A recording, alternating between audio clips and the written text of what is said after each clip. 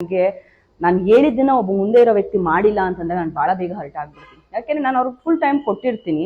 ಇನ್ನೊಂದೇನು ಅಂತಂದ್ರೆ ನಾನು ಆನೆಸ್ಟ್ ಆಗಿರೋದಕ್ಕೆ ನಂಗೆ ಸ್ವಲ್ಪ ರೇಗಾಟ ಕೂಗಾಟ ಜಾಸ್ತಿ ಇರೋದು. ಅಯ್ಯೋ ಬೇಕಾಬಿಟ್ಟು ಹೋದ್ರು ಹೋಗ್ಲಿ ಬಂದ್ರು ಬರ್ಲಿ ಅಂದ್ಬಿಟ್ರೆ ನನಗೆ ನಾನು ತಲೆ ಕೆಡಿಸ್ಕೊಳ್ಳಲ್ಲ. ನಾನು ಕೆಲವೊಂದನ್ನ ಇಗ್ನೋರು ಮಾಡ್ಬಿಡ್ತೀನಿ ಸಮ್ ಟೈಮ್. ಕೆಲವೊಂದನ್ನ ನಾನು ಅಷ್ಟು ವರ್ಕ್ ಕೊಟ್ಟು ನಾನು 100ಗೆ 200% ಹಾಕಿ ಎಫರ್ಟ್ನ ನಾನು ಹೇಳ್ಕೊಡ್ತಾ ಇದ್ದೀನಿ ಅಂದಾಗ ನೀವು ಕಲಿಬೇಕು. ಬಟ್ ನೀವು ಹೊರಗಡೆ ಹೋದಾಗ ನನ್ನ ಬಗ್ಗೆ ಮಾತಾಡಬಾರ್ದು. ನಿಮ್ಮ ಆತ್ಮಸಾಕ್ಷಿ ಏನ್ ಹೇಳುತ್ತೋ ಅದನ್ನೇ ಮಾತಾಡಿ, ಅದಕ್ಕೆ ಬೆಲೆ ಇರೋದು. ಇವತ್ತು ನಾವು 4 ಜನನ್ನ ಮೆಚ್ಚಿಸುವಂಗ್ ಮಾತಾಡ್ಬಿಡ್ಬೋದು ಅಲ್ವಾ, ಅವನನ್ನ ಮೆಚ್ಚಿಸ್ಬೇಕು ಫಸ್ಟ್. ನಾನು ಅವನನ್ನೇ ಮೆಚ್ಚಿಸ್ಕೊಂಡು ಬಂದಿರೋದು ಇವತ್ತಿಗೂ. ನಾನು ಸ್ವಲ್ಪ ಹೊರಟಿರ್ಬೋದು, ಇಲ್ಲ ಅಂತ ನಾನು ಹೇಳಲ್ಲ. ನಾನು ಸ್ವಲ್ಪ ರೂಢಾಗೆ ಮಾತಾಡ್ಬೋದು, ನಾನು ಇಲ್ಲ ಅಂತ ಹೇಳಲ್ಲ. ನಾನು ಇಲ್ಲಿ ಮಾತ್ರ ಅಕಾಡೆಮಿಲಿ ರೂಢು ಅಂತಲ್ಲ. ನನ್ನ ಬೈ ಬರ್ತ್ ನಾನು ಇರೋದೇ ನಾನು ಹಾಗೆ, ನಾನು ಏನು ಆಗಲ್ಲ. ಯಾಕೆ ಅಂದ್ರೆ ನಾನು 8 ಜನನ ಮೇಂಟೈನ್ ಮಾಡ್ಬೇಕು ಇಲ್ಲಿ ಅಂತಂದಾಗ ನಾನು ಒಂದು ಪರ್ಸನ್, ಒಂದು ಮೈಂಡು, ನಿಮ್ 8 ಜನ ಮೈಂಡ್ಗೂ ನಾನು ಸೂಟ್ ಆಗಲ್ಲ.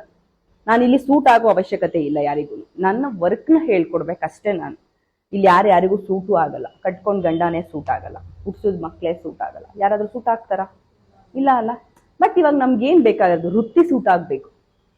ನಾವು ಜೀವನಕ್ಕೆ ಕಲಿಕೆ ಬಂದಿರುವಂತ ವೃತ್ತಿ ಸೂಟ್ ಆಗ್ಬೇಕಂದಾಗ ನಾನು ನಿಮ್ಗೆ ಒಡೆದೇ ಹೇಳ್ಕೊಡ್ಬೇಕು. ಯಾವತ್ತೂ ಗಿವ್ ಅಪ್ ಮಾಡಬಾರ್ದು. ಏನನ್ನು ಆಯ್ಕೆ ಮಾಡ್ಕೊಂಡಿದ್ದೀರಾ, ನಿಮ್ ಮನಸ್ಥಿತಿನಿ ಸರಿ ಇದೆ ಅಂತಂದ್ರೆ ಸರಿನೇ ಇರುತ್ತೆ. ನಿಮ್ಗಿಂತ ಮಿಗಿಲಾದದ್ದೇನೂ ಇಲ್ಲ. ಇಲ್ಲಿ ಏನಾದ್ರೂ ಇದೆ ಕಲ್ತ ಮೇಲೆ ವಿದ್ಯೆನ ಅದು ಗೌರವ ಕೊಟ್ಟು ಅದ್ರ ಒಳಗಡೆ ಲಾಂಗ್ ಟೈಮ್ ನೀವು ಇದ್ರೇನೆ ಇದರಲ್ಲಿ ನೀವು ಯಶಸ್ಸು ಕಾಣಕ್ ಸಾಧ್ಯ. ಆಲ್ ದ ಬೆಸ್ಟ್, ಎಲ್ಲರಿಗೂ ಒಳ್ಳೇದಾಗ್ಲಿ.